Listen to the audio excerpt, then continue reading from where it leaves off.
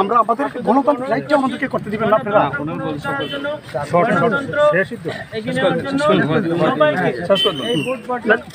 আমার শেষ তো হয়েছি তো যেটা হয়েছে বলে দেন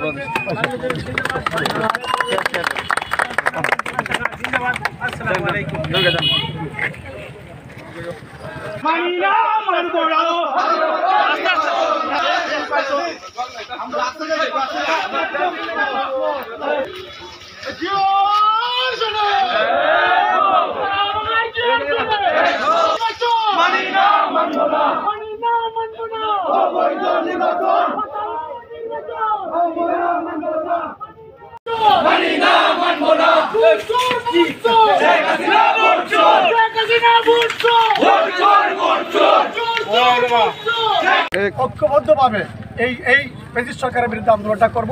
এই আন্দোলনটা সকলের সহযোগিতা করতে হবে, একা কারো দ্বারাই সম্ভব না।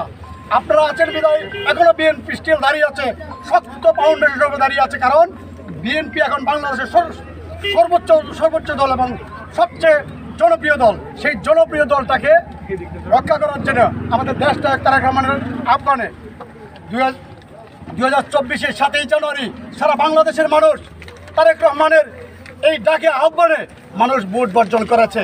তেমনিভাবে আমাদের দেশটা তারেক রহমান সাহেব এইবারও আহ্বান করেছেন এই 21 তারিখের নির্বাচন আমরা ধর্মবর্ষা, জামালগঞ্জ, মধ্যনগর, তাহিরপুর, সারা সুনামগঞ্জ জেলায় যারা যেখানেই নির্বাচন হবে সেই নির্বাচন বর্জন করার জন্য আমি আহ্বান জানাই সারা এই জেলার মানুষকে, সবাইকে, দল সর্বস্তরের জনগণ সবাইকে সংগ্রামী অভিনন্দন, বিপ্লবী শুভেচ্ছা। সংগ্রামী সাথী বন্ধুরা, আমার দীর্ঘ 17 বছর যাবত এই শেখ হাসিনার নির্বাচন, শেখ হাসিনা মার্কার নির্বাচন আমরা দেখে যাচ্ছি। আমাদের জনগণ ভোট দিতে পারছে না। আমরা যখন ভোটে যাই তখন তাদের ভোট লুটপাটের সময় হয়। আমরা এই ভোট